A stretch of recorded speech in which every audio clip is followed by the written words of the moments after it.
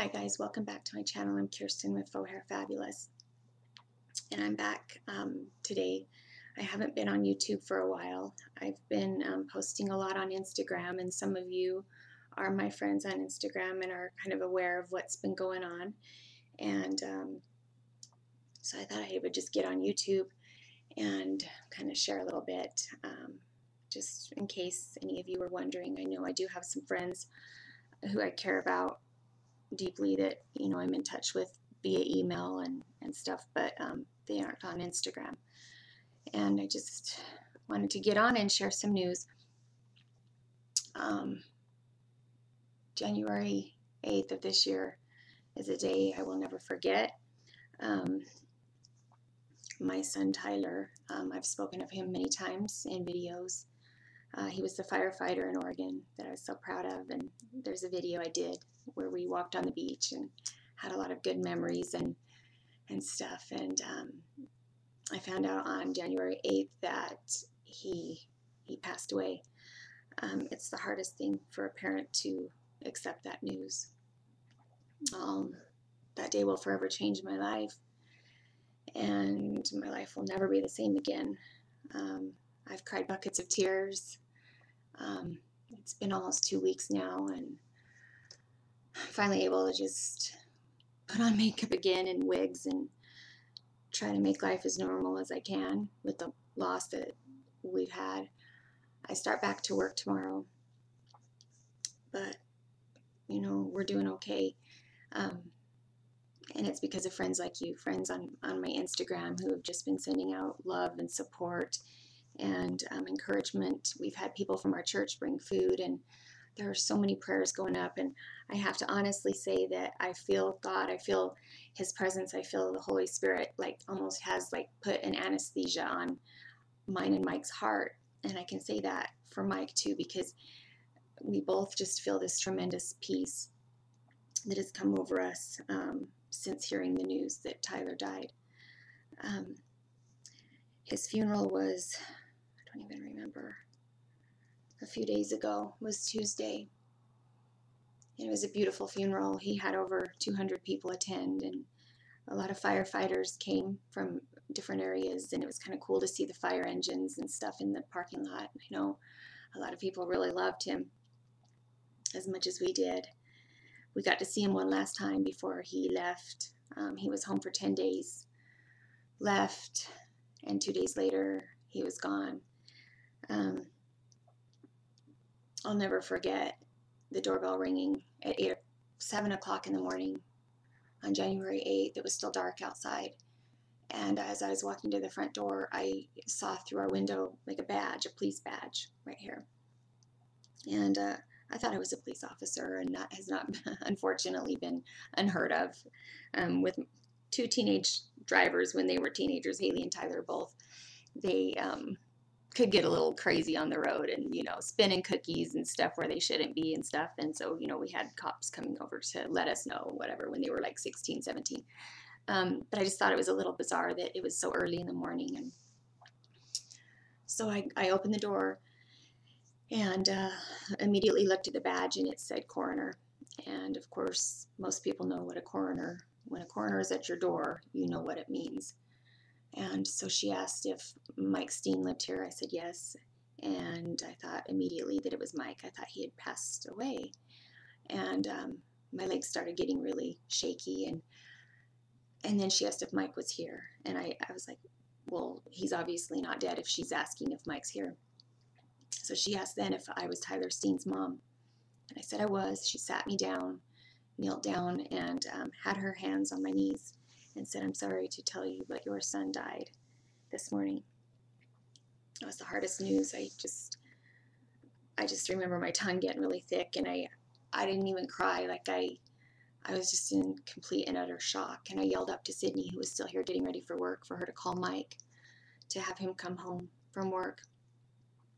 And then I called whoever I could. I don't even remember what I said.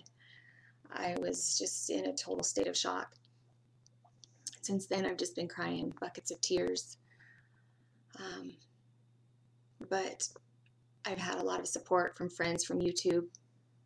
Well, mostly from Instagram, and friends personal friends and our church, and a lot of prayers. And I can feel the prayers. I feel the peace in my heart. I'm not crying now because some days are better than others. Today I did have a little cry this morning, but in the beginning, when it happened on the 8th, it's like Mike and I would cry for hours. And then it's, slowly now it's like 2 or 3 times a day. It helped that he didn't live here, so it's not like we're missing like his presence. He's been in Oregon for 2 years. But I think the hardest part of it all is that he took his own life. He had diabetes and type 1, and his blood sugar was at 850, which is, if any of you know, that's a very high number. Evidently, he quit taking his insulin 3 months ago because he felt it was affecting his job as a firefighter. It was causing him to have seizures because he'd take insulin and then work so hard, and then he would end up having a seizure. I didn't know he quit taking it 3 months ago, but he did. We just found that out after he died. So at midnight on January 7th, his blood sugar was that high, and he'd had some kind of an altercation with a friend, I guess. I don't know. I really don't know the details. But he'd gone out to his car, locked the door. He had just bought a gun a month earlier for his birthday, and used the gun to take his life. And just to say it, sometimes Mike and I just find it so unbelievable that just to say our son committed suicide. I never would have thought it, His blood sugar was so high, he hated his diabetes, and he was always up and down in his moods and whatnot. But we did have 10 good days of a visit with him before he did pass away. He came for 10 days, left, and 2 days later he died. I feel the peace of God. The funeral was beautiful. God's presence was there. Over 200 people were there who loved him, who loved us. People I didn't even know were there. Firefighters from Meridian, from other areas around Boise, Idaho, where we live, were there. And it was really cool to see the fire trucks and the fire engines and the things that he loved so much. He was a big hero. From some of the stories we heard, he was quite the leader and such a hero. And it was really, really great to hear those stories. I had a great closure because I spent so much time with him while he was in the casket. I just touched his face. I smelled him. I kissed him. I wanted to get every last little memory and little bit of my son to have in my heart and in my mind, and I felt I got plenty of closure,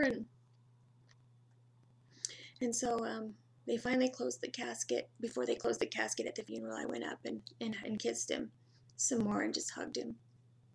We buried him with a cup of coffee beans. He loved his coffee since he was 12 years old. And he also liked Taco Bell burritos, so I put a Taco Bell burrito in his hand. And, of course, took that out before they closed the casket. I'm going to freeze it, and we'll keep it forever. But I've got his wallet here, and it's just memories of my boy.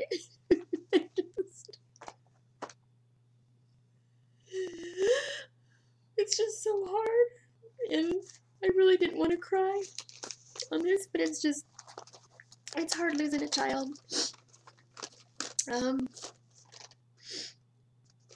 I spoke at the funeral and talked about how it happened, and then told the people that were there that, we may hurt, we may feel that, some people struggle more with pain than others. I felt Tyler struggled more. He struggled with depression and anxiety more than others. Some struggle with loneliness or mental anguish. The list goes on and on. We look and we see broken beyond repair, like we're broken. But God sees healing beyond belief. We see too far gone, but God sees one step from home. Tyler was saved. He had made Christ the Lord of his life when he was younger, and so I know the minute he took his life was the minute he was with Jesus, and that gives me such hope that he is actually in heaven now. he loved to rock climb, and he's climbing mountains and rocks that without harnesses and protection, you know, because he's up there. And it will be soon that we will see him. And so, you know, I wish he could have gotten help beforehand. But, you know, you're just one step away from hope, one step away from God.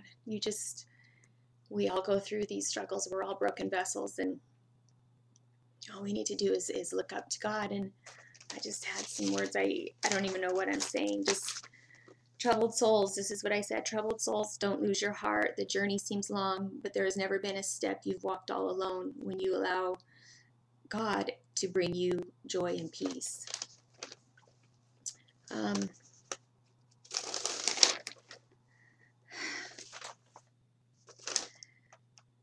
There may be some of you in this audience today who see yourself as worthless.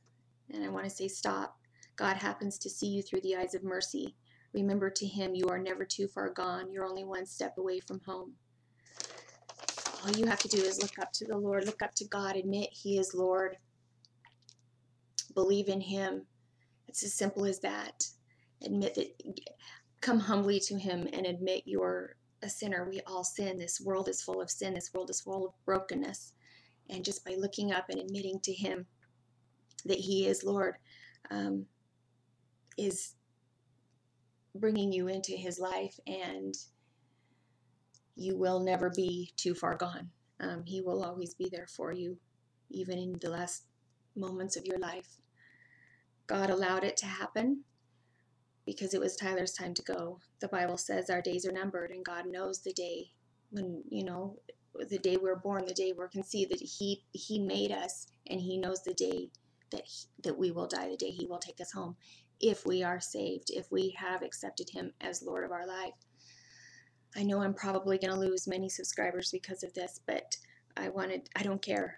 I love you all. I'm sorry if this offends some, but then again, I'm not sorry, because I want to share it, and there's just hope. So anyway, that's why I've been off YouTube. There are a few more wigs that I can review that I have, so you will see me again. It might be a while, but we're just going to heal and move on and see where the Lord takes us from here. So anyway, I wanted to share with you guys and let you guys know I love you, and thank you so much for your support. And I'll see you in my next video. Talk to you later.